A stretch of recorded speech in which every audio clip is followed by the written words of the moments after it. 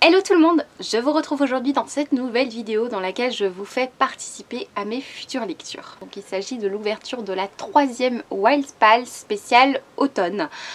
Donc comme d'habitude, dans cette vidéo je vous présente une série de titres dans différentes catégories et vous votez pour les titres que vous souhaitez que je lise. Ceux qui ont le plus de votes, ce sont les livres que je serai susceptible de lire durant les 3 mois d'automne.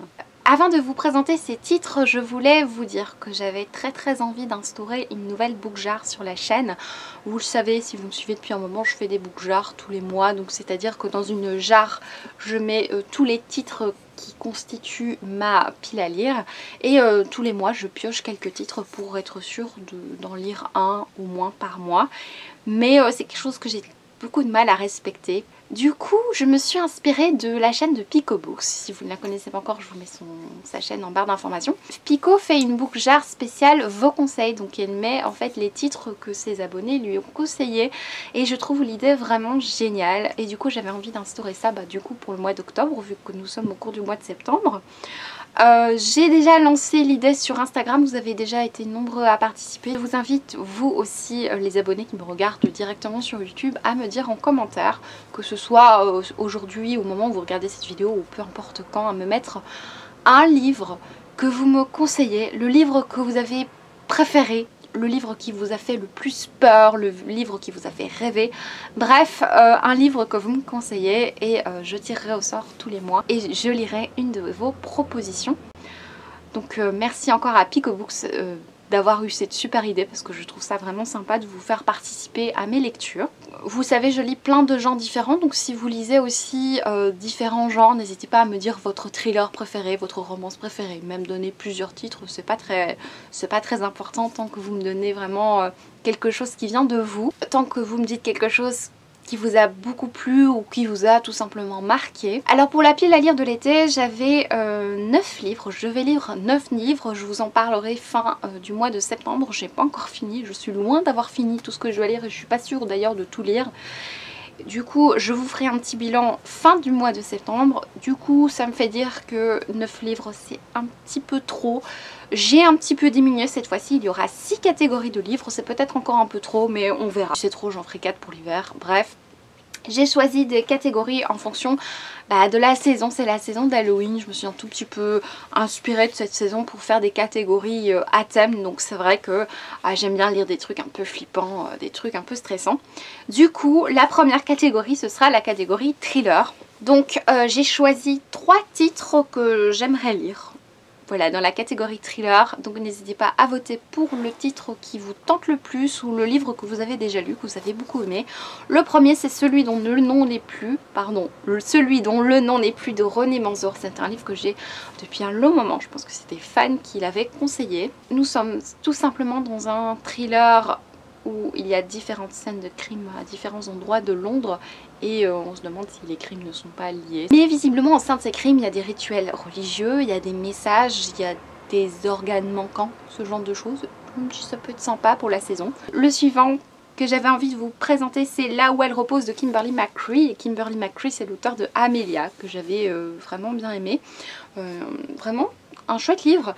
Du coup j'avais envie de lire autre chose de l'auteur. Ça parle de la découverte d'un cadavre de bébé dans une petite ville assez riche des États-Unis. Et visiblement personne ne connaît l'identité du bébé. On va suivre également une journaliste, une jeune femme qui va emménager dans cette petite ville avec son mari et sa fille. Et elle va être sur l'affaire, tout simplement. Elle va couvrir l'affaire et ça va lui rappeler des souvenirs puisqu'elle a perdu également un enfant. Donc le résumé que je vous fais, c'est d'après ce que j'en ai lu et j'espère de tout cœur que la 4e de couverture n'est pas spoilante. Et alors le dernier, c'est Tout n'est pas perdu de Wendy Walker, publié chez Sonatine. On est dans le Connecticut, dans un hôpital psychiatrique. Un psychiatre reçoit différentes jeunes filles, différentes personnes en consultation et il semblerait qu'elles aient des troubles liés à un drame commun. Et donc voilà pour la catégorie thriller. Comme d'habitude, s'il y a des catégories qui vous tentent pas, vous n'êtes pas obligé de voter pour tout, hein. Faites vraiment comme vous voulez. On va passer à la catégorie horreur, puisque moi j'adore lire de l'horreur. Alors j'ai prévu de lire ça, le tome 2, puisque j'ai toujours pas lu la suite de ça. Alors quand je dis que j'ai prévu, Ça va peut-être pas se faire, je ne sais pas, mais là j'ai très envie de reprendre ça. Et du coup pour la catégorie horreur, je vous fais choisir entre Le Fléau de Stephen King, vous en avez certainement entendu parler. Visiblement c'est une histoire d'épidémie où ça ressemblait à une grippe, mais c'est pas tout à fait ça, et il y a plein de gens qui meurent sur la terre. Mon compagnon l'a lu assez récemment, je pense qu'il a beaucoup aimé, du coup ça me donne encore plus envie. Il y a Le Vide de Patrick Sénégal que j'ai acheté récemment, je me suis fait dédicacé par l'auteur qui était super sympa, un monsieur québécois très sympathique. J'ai plus regardé la 4e parce que j'ai pas envie d'en savoir plus, j'ai envie de rentrer complètement à l'aveugle, surtout que c'est un gros pavé, du coup j'ai envie d'être complètement surprise. Mais il est catégorisé sur Livre Addict dans horreur, du coup ça me tente pas mal. Et alors le dernier, je pense que c'est de l'horreur un peu plus soft. Il s'agit de Phobie de Sarah Cohen Scully chez Gulfstream.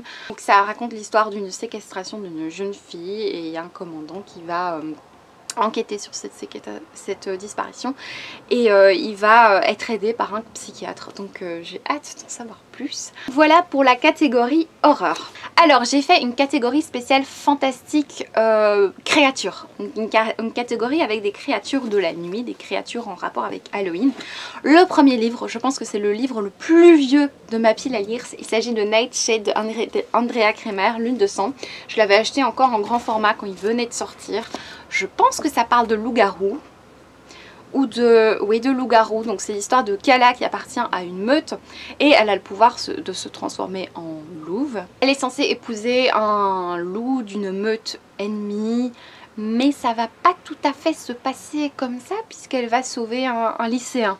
Donc visiblement c'est une jeune fille qui est au lycée en plus d'être une louve. Ça a l'air assez bateau comme résumé. Donc voilà pour ce titre. Sinon il y a Pacte Obscur, alors j'ai aucune idée de quelle créature se trouve là-dedans, je pense que je vous l'avais déjà fait voter pour une autre pile à lire. Vampire, je sais pas en fait. C'est l'histoire d'une flic visiblement qui se retrouve sur une affaire un peu space et j'en sais pas plus. Honnêtement c'est publié chez les éditions du Chêne Noir. Et alors des zombies forcément. Alice au pays des zombies de Jenna Showalter. Le tome 1, publié chez Darkis. Donc c'est l'histoire d'une jeune fille dont la petite sœur a été kidnappée. C'est pas sans rappeler beaucoup de livres que j'ai lus à ce sujet, notamment Angel Fall. Voilà, ses parents ont été bouffés. Elle va se joindre à une bande pour se battre contre les zombies. Et j'ai très envie de voir des zombies moi en ce moment dans ma littérature, donc j'espère que ce sera bien. Voilà pour la catégorie créature. Alors la 4e catégorie, il s'agit de la catégorie fantasy, puisque je lis pas énormément de fantasy, mais j'aime beaucoup. Et j'ai choisi des titres mais super connus. Genre je pense que je serais même pas obligée de vous dire le résumé, je vous en ai déjà beaucoup parlé. Il y a Estelle Faye, il y a La Voix des oracles d'Estelle Faye, le premier tome Sia, qui parle d'une oracle, une fille qui voit dans l'avenir. C'est de la fantaisie, donc j'imagine qu'il y a un petit peu plus que ce que je viens de vous dire. Il y a Aeternia de Gabrielle Katz, que j'ai toujours pas lu, qui est un petit peu un sommet dans la littérature de fantasy. Et alors, un livre que j'ai toujours pas lu, parce qu'également on en parle tellement en ce moment que ça me refroidit un petit peu. Mais j'ai rencontré récemment une personne qui me l'a tellement bien conseillé que voilà, je l'ai mis dans la pile à lire. Il s'agit de L'Assassin Royal, L'Apprenti Assassin, le tome 1 de Robin Hobb. Donc voilà, ce sera un de ces 3 livres. Et alors je me suis dit qu'avec ces 4 catégories quand même qui vont me faire un peu flipper, hein, avec le thriller, l'horreur, les créatures, je me suis dit que j'allais faire une catégorie cocooning, une catégorie je prends soin de moi, je lis des choses légères. Donc pour cette catégorie j'ai choisi L'immeuble des femmes qui ont renoncé aux hommes de Karine Lambert, publié chez Le Livre de Poche. Je crois que c'est une auteure belge. Alors j'ai regardé sur Babelio, il y avait une liste de tous des livres feel good. Donc je fais confiance à Babelio, je fais confiance pour que ce soit un livre feel good, j'espère vraiment. C'est l'histoire de plusieurs femmes qui vivent dans le même appartement et qui ont complètement renoncé à l'amour et ça a l'air assez sympa. Et c'est une auteure belge ma foi, du coup ça me tente bien. Un livre que j'ai reçu pour mon anniversaire il y a peut-être 2 ans, c'est ma grand-mère qui me l'avait offert. Je pense que c'est Pretty Books qui l'avait conseillé, donc Pretty Books c'est toujours de très bons conseils. Il s'agit de petites recettes de bonheur pour les temps difficiles. Ça me faisait un tout petit peu penser au cercle des épluchures, d'amateurs d'épluchures de patates, que j'avais adoré, qui était un coup de cœur il y a 5-6 ans là, quand il est sorti. C'est le portrait de 2 femmes des années, dans les années 40. C'est également écrit par 2 autrices. Ça peut être vraiment bien. Maintenant c'est vrai que je l'ai vu dans la liste des des romans feel good, mais si ça se passe pendant la Seconde Guerre mondiale, j'espère que ce sera quand même feel good quoi. Sinon, j'ai choisi Et je danse aussi d'Anne-Laure Bondou et de Jean-Claude Mourleva que j'ai toujours pas lu. C'est un échange de lettres, un roman épistolaire entre, d'ailleurs l'autre aussi est un roman épistolaire, celui-là aussi, entre un auteur et une de ses fans, et ils vont commencer à écrire. Et c'est de nouveau un roman à 4 mains, donc je me dis pour le feel good ça peut être vraiment très très bien.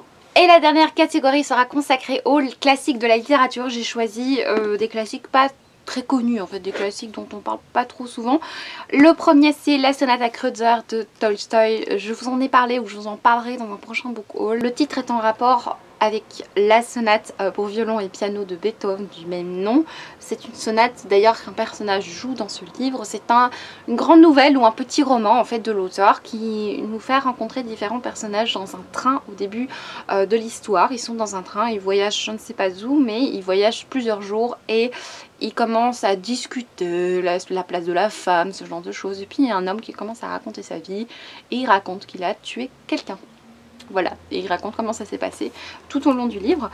Le deuxième livre, c'est le livre de ma mère de Albert Cohen. Alors je connais pas du tout le résumé de ce livre. Et je sais que plusieurs d'entre vous me l'avaient conseillé. C'est un livre que j'avais trouvé en brocante, je vous en ai parlé il n'y a pas très longtemps. Et le dernier que vous connaissez peut-être, c'est Les nourritures terrestres, suivi de Les nouvelles nourritures de André Gide. Donc c'est un titre qui me tentait bien de la part d'André Gide. Je voulais commencer par celui-là plutôt qu'un autre. Donc voilà pour les classiques de la littérature. N'hésitez pas à voter pour un de ces titres, pour les trois. Hein. Je lirai celui qui a le plus de votes. Voilà, c'est tout pour cette vidéo, j'espère de tout cœur qu'elle vous aura plu. Donc moi je vous présenterai ma pile à lire de l'automne fin septembre. Pour moi l'automne en fait commence comme c'est écrit dans le calendrier, c'est-à-dire le 22 septembre ou 21 septembre. Donc je ferai la pile à lire à ce moment-là. Donc voilà, c'est tout pour cette pile à lire. N'hésitez pas comme d'habitude à voter. Je vous mets le lien du document en barre d'informations. J'espère de tout cœur que vous allez bien. Je vous souhaite à tous de très bonnes lectures. Ciao!